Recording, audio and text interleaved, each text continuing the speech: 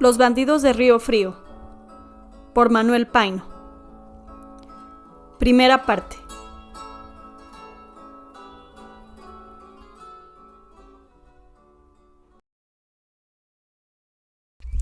Capítulo 54. El casamiento de Mariana. Todas las habitaciones de la casa estaban abiertas y los dos salones del frente, que nunca se abrían, llenos de luz que les entraba por las grandes ventanas, lucían sus arañas de plata maciza, sus exquisitas pantallas de Venecia y sus muebles antiguos flamencos del más delicado gusto. El conde enseñaba con minuciosidad al marqués las curiosidades que había por todas partes y lo paseó más de una hora por una serie de piezas, de gabinetes, de retretes y de alcobas capaces de que se alojaran cómodamente en ellas más de 50 personas. Aunque preocupado el marqués con ideas de otro género, no pudo menos de admirarse de la magnificencia del edificio y de la variedad de muebles raros que había por donde quiera que se entraba. Las comidas se sirvieron durante los primeros días en el chocolatero o en el departamento que ocupaba cada persona, pero fueron llegando el obispo, 3 curas, 2 mineros, 4 hacendados y por último, en un tren lujosísimo, el marqués del apartado y la rica señora doña Pomposa, que debían apadrinar a los novios. Sucesivamente fue el conde mismo instalándolos en sus departamentos y al siguiente día se abrió el gran comedor, donde concurrían a las horas de costumbre, al toque de la campana, los huéspedes presididos por el conde, sentado en su regio sillón rodeado de la reja dorada. Mariana no asistía a esos banquetes. Estaba enferma, realmente enferma, hasta el grado de no poder levantarse de la cama. Le dolía no solo el cuerpo, sino el alma. El marqués de Valle Alegre no salió muy contento de la visita que hizo a Mariana, a la que no había vuelto a ver. Frialdad completa, desaires y desprecios. No se necesitaba tener mucha perspicacia para conocer que la condesita tenía la más grande repugnancia por el casamiento y que era una víctima de las preocupaciones de su padre. La visita a los salones y a los diversos departamentos también arreglados y dispuestos lo distrajo un poco cuando, al recogerse en su cama con sus propios pensamientos, no pudo menos de confesarse que cometía un gran disparate en casarse y que su vida iba a ser un infierno. Y lo que es la naturaleza humana. La contradicción había picado su amor propio. Los desdenes de Mariana habían herido su corazón, pero la entereza de la muchacha, su desprecio por las riquezas, su dignidad y su compostura a pesar del forzado y mentiroso papel que se le obligaba a representar, le interesaron sobremanera, y observó que el tiempo y la vida solitaria que había tenido, y quizá los pesares mismos, habían realzado la belleza de su prima y dádole un aspecto como de reina destronada. ¿Si estaré yo enamorado de mi prima? Sería la última de las desgracias que me pudiera suceder. Sin amor, ¿qué me importará su diferencia y sus desdenes continuos? Ella en su recámara y yo en la mía. Si acaso, un día que otro nos veremos a las horas de comer, una que otra vez también en el paseo, en coche y al teatro, para no dar que maliciar al público Pero, ¿y si al diablo se le antoja que yo quiera vivir con ella como viven los santos y buenos matrimonios? Si tengo celos, si me expresara su desdén, si suspiro y me pongo triste como un colegial que acaba de salir al mundo. Oh, no, qué vergüenza, qué mengua, qué ridículo para un hombre de mi experiencia y de mi edad, corrido de mundo y cansado de mujeres. Sí, lo mejor será marcharme en la madrugada, dejando una carta al conde, decidido, y no hay que pensarlo más. Se levantó, se acercó al escritorio de ébano y marfil que estaba frente a su cama y escribió: Conde y señor mío, Mariana me aborrece. No puedo aceptar su mano. Os doy las gracias y os hago un servicio evitando la desgracia de vuestra hermosa hija. El marqués de Valle Alegre. No obstante la hora avanzada de la noche, mandó con uno de los criados que velaban a su puerta a buscar a don Remigio, quien no tardó en llegar. A las 4 antes que amanezca, me hará usted el favor, don Remigio, de que con un tiro de la hacienda esté lista mi carretela, mis 2 caballos ensillados y 6 mozos que usted escogerá. Mi avío se lo he regalado al conde, pero me voy a México y cuando el conde despierte le entregará a usted esta carta. Pero, señor marqués, ¿es posible? ¿Lo ha pensado usted bien? ¿Qué dirá el conde? Ya sé bien lo que dirá, y seguramente tendremos un duelo a muerte, pero lo he pensado bien y estoy decidido. Por lo pronto mucha reserva y que todo esté listo. Don Remigio vio el cielo abierto y a Mariana salvada, así que no insistió y se retiró diciendo: el señor marqués será obedecido y todo estará listo para las 4 de la mañana. El marqués dio vuelta y vuelta en la alcoba y al fin, medio vestido, se echó en la cama y se quedó dormido, hasta que, siendo cerca de las 4, don Remigio lo fue a despertar. «¿Qué se ofrece?», dijo sobresaltado y bajando de la cama. «Van a dar las 4 y la carretela está fuera de las puertas de la hacienda. Es necesario hacerlo así para que el señor conde no se aperciba de la marcha del señor marqués». «He variado de opinión, don Remigio. No quiero desagradar al conde. Me quedo, que no sepa lo que ha pasado». Don Remigio sintió como si le hubiesen derramado un jarro de agua fría en la cabeza y tuvo que obedecer. «Muy bien, señor marqués. Nada sabrá el señor conde, y cuando se levante y salga, todo estará en su lugar, como si nada hubiese pasado». Qué alucinaciones y qué miedos pueriles asaltan a veces a los hombres que se llaman de mundo. ¿Tener yo miedo a una muchacha o a una mujer? Porque mi prima ya es una mujer. ¡Qué tontería! Se casará con amor o sin él, porque su padre se lo manda. Será mi mujer, y yo la dominaré con el tiempo. Y si no logro dominarla, peor para ella. Se la pasará encerrada en su casa o visitando las iglesias, y yo tendré tanta libertad como la que he tenido. ¿Perder 300,000 pesos que me entregarán en la casa de moneda luego que regrese a México? ¿Qué barbaridad tan grande iba yo a cometer? ¿Qué papel haría presentándome ante mis hermanas con las manos vacías? Inmediatamente tendría la discordia dentro de mi misma casa, y más adelante un escandaloso pleito judicial, porque ya me lo habían dicho mis hermanas.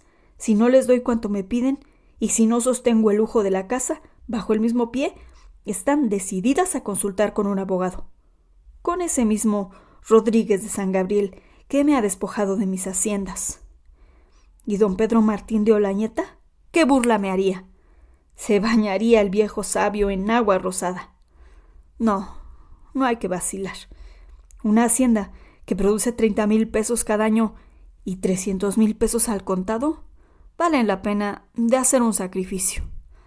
Seguiré tratando a Mariana con dulzura y cariño, sin cuidarme de sus desdenes, que cuando sea mi mujer y estemos solos en nuestra casa y lejos de este conde feroz y medio loco, ya otra cosa será. Qué necio de haberme desvelado por los dengues de una mujer caprichosa y maleducada. Y el marqués, abriendo a cada segundo tanta boca y bostezando, se desnudó y se metió en el mullido lecho y 10 minutos después roncaba como un bienaventurado. Durante una semana no cesaron las fiestas. Las gentes de las rancherías y de los pueblos fueron llegando a caballo y a pie, sin ser invitadas. El conde las dejó y aún ordenó a don Remigio que les permitiese formar sus campamentos, matar una res y varios cochinos y carneros y hacer luminarias en la noche, bailar y divertirse. Los nobles huéspedes eran atendidos al pensamiento y el almuerzo y las comidas en el gran comedor duraban horas enteras. La mesa, siempre cubierta de exquisitos manjares y de postres y dulces, pues además de que las cocineras de la hacienda eran de lo mejor, Agustina, por orden del conde, había mandado en otro coche a una cocinera y a una repostera que hacía prodigios en la cocina. El practicante aparecía y desaparecía, comía y gozaba bien, sin perder de vista a Mariana, con cualquiera de los grupos que se habían establecido en las inmediaciones y debajo de las arboledas. Por fin se fijó el domingo para la ceremonia. Mariana, unas veces aliviada, otras enferma, fue pasando esos días alegres para la multitud que ocurrió a la hacienda. en una especie de agonía. Asistía a la mesa en ocasiones, platicaba con el obispo, con los curas y sobre todo con el marqués del Apartado, que era un hombre de talento, de mundo y de una finura y delicadeza extremas. Más de una vez se vio tentada de abrirle su corazón y de rogarle que la salvara, aprovechando la influencia que tenía sobre su padre. Pero a nada se resolvió y llegó la hora tremenda del sacrificio. La iglesia, porque era una verdadera iglesia, tan grande y tan suntuosa como cualquiera de México, se engalanó con colgaduras y cortinas de terciopelo carmesí con franjas y flecos de oro. En el altar lucían candeleros y blandones de plata, y de las bóvedas pendían lámparas y gallardetes. Los 3 curas revistieron en la sacristía sus ornamentos, la misa cantada acompañada del órgano, el obispo dispuesto a subir al púlpito y predicar un sermón, y la concurrencia de gala y los padrinos esperaban de pie cerca del altar y al lado de las bancas de cedro. Ni los novios ni el conde parecían. Mariana se había encerrado en su recámara a vestirse, pero le era imposible. Apenas tocaba el pesado vestido bordado de oro y perlas, cuando le acometía un temblor que la imposibilitaba. Tenía horror a la seda que tocaban sus manos, y el relumbrar de los bordados le producía extrañas alucinaciones. No le faltaba la voluntad, estaba ya resuelta a ir al altar, pero su sistema nervioso se lo impedía. El conde se paseaba del brazo del marqués en la portalería inmediata a las habitaciones de Mariana con cierta impaciencia. Pero cuando transcurrió media hora y no salía, y el sacristán vino a decirle que los curas estaban ya listos, el obispo bajó su dosel y la iglesia llena. Su cólera no tuvo límites. Se acercó a la puerta y tocó fuertemente con el pomo de su espada. ¿A qué horas acabas, Mariana? Todo el mundo está en la iglesia esperando. Al oír los toquidos y la voz dura de su padre, Mariana cayó de rodillas y buscó debajo de la almohada el histórico puñal. Don Remigio, que a cierta distancia no perdía de vista al conde, se acercó. Señor conde, las criadas me han dicho que la señorita condesa estuvo bien mal anoche y no durmió. Si usted me lo permite, tocaré por la puerta del jardín. Bien, bien, vaya usted en el acto, y enferma o como esté, que salga sin tardanza.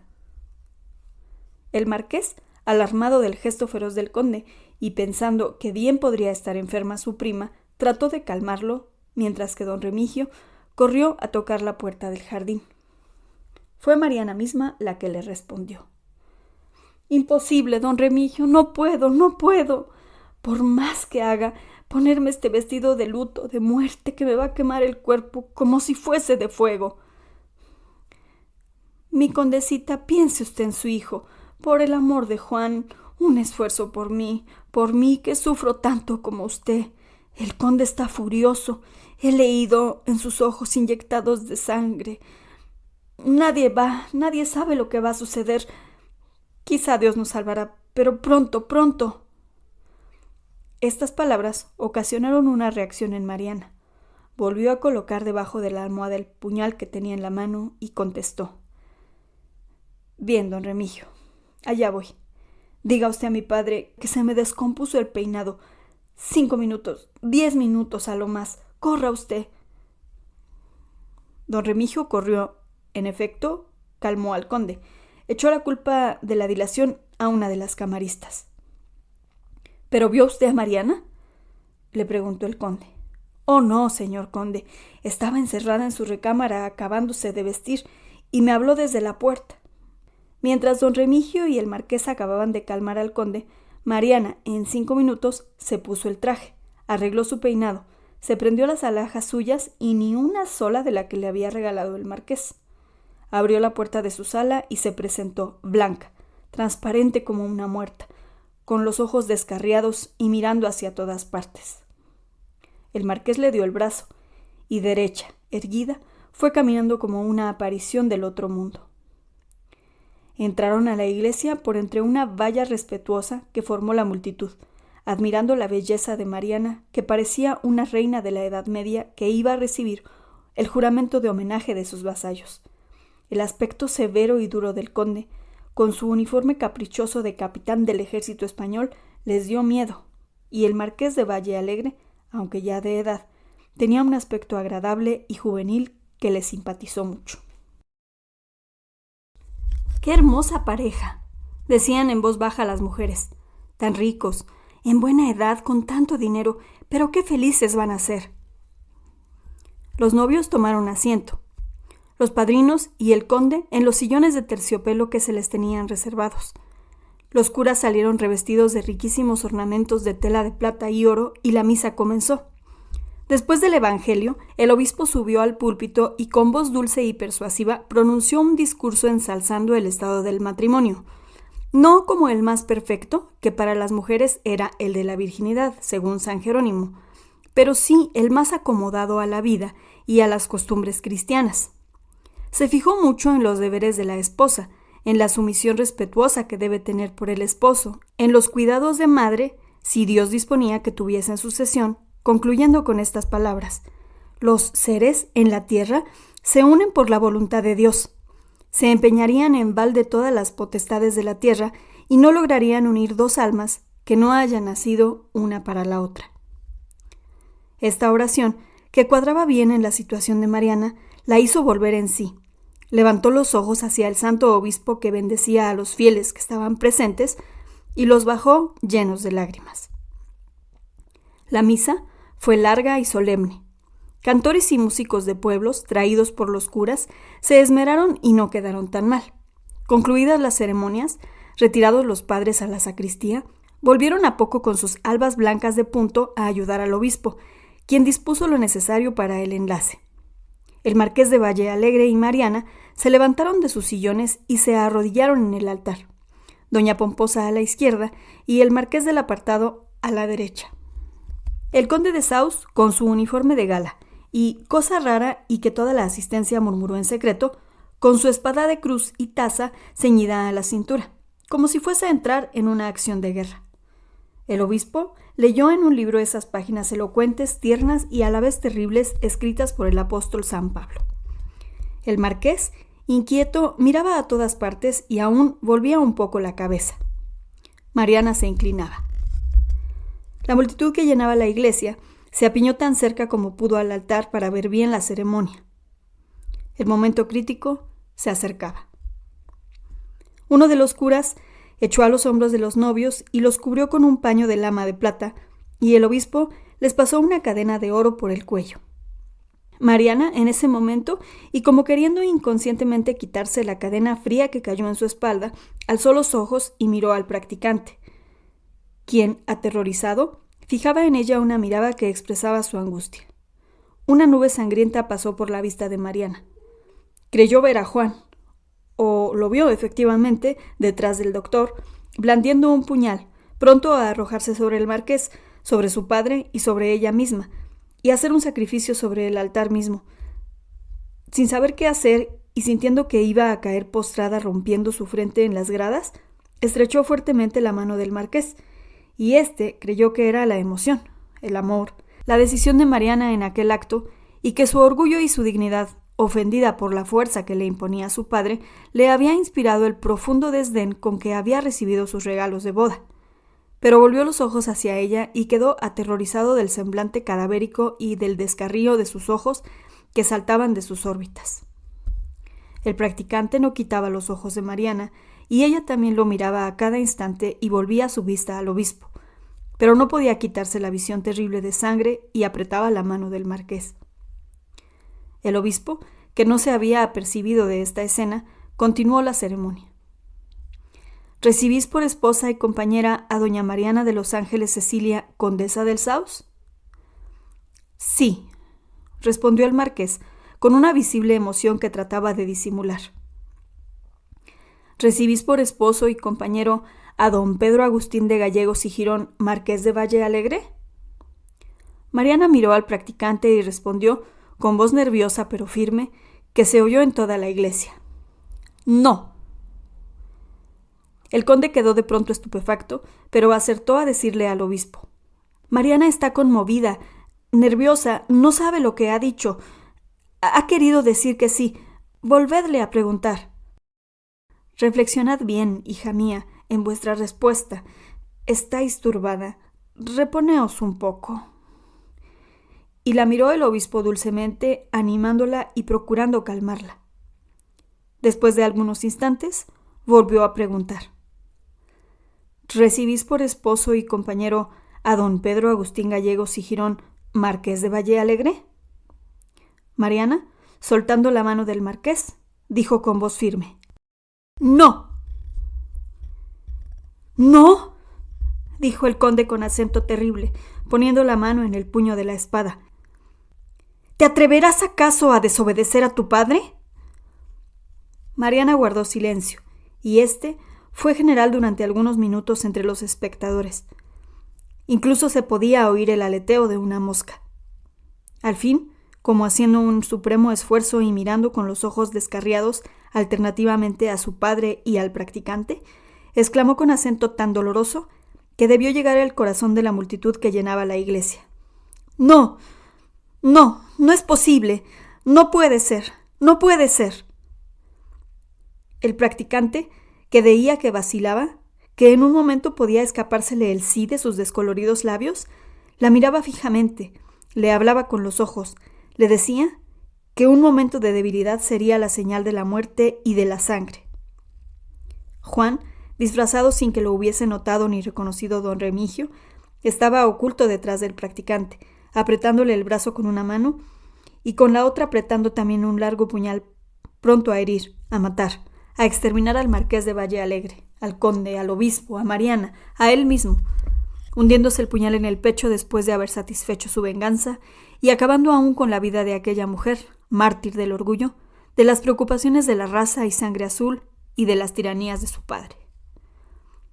Los cirios ardiendo y despidiendo con el incienso el aroma cristiano, las imágenes de las vírgenes y de los santos en los altares, los ornamentos relumbrantes del obispo y de los curas que decían la misa, los espectadores, las colgaduras de las columnas, todo lo veía a través de un velo rojo sangriento, y en medio de todo este espanto y esta muerte que tenía en su acero con solo moverse y alzar un brazo, aparecía la pálida figura de Mariana con su traje blanco y oro, entrelazados los azares en sus trenzas negras, con sus grandes ojos saltándose de sus órbitas e implorando la ayuda de su brazo y el esfuerzo de su templado corazón. Una alucinación fatal, una pesadilla horrible de hombre despierto. El practicante sufría con el apretón de los nerviosos dedos de Juan, como si le tuviese nacido el brazo con unas tenazas, y transmitía a Mariana las impresiones, los sufrimientos, las resoluciones supremas de Juan. Y Mariana, en esos 5 minutos, lo adivinó todo, y los instantes lúcidos de su atormentado pensamiento le permitieron pesar las consecuencias de su negativa, y las más espantosas, si en un momento de debilidad se entregaba para toda su vida al marqués de Valle Alegre. El conde, temblándole todos sus miembros, sacando maquinalmente cada vez más la espada, esperaba, con una cólera que se veía en su semblante lívido y cadavérico, la resolución final de su hija. El marqués de Valle Alegre, que no obstante las escenas que pasaron entre él y Mariana al entregarle las donas, no pensaba ni remotamente que había de ocurrir tan extraño lance.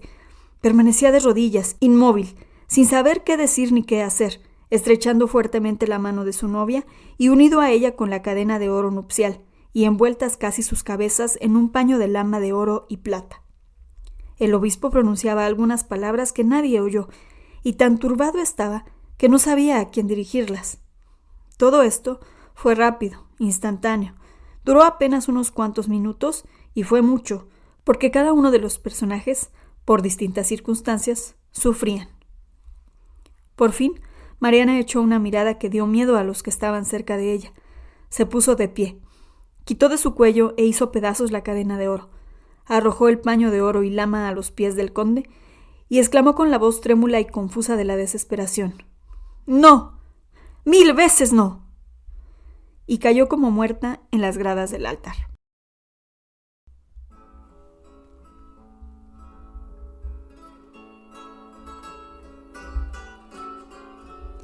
Si la narración te agradó, no olvides dar clic en me gusta y seguirme para no perderte ningún contenido.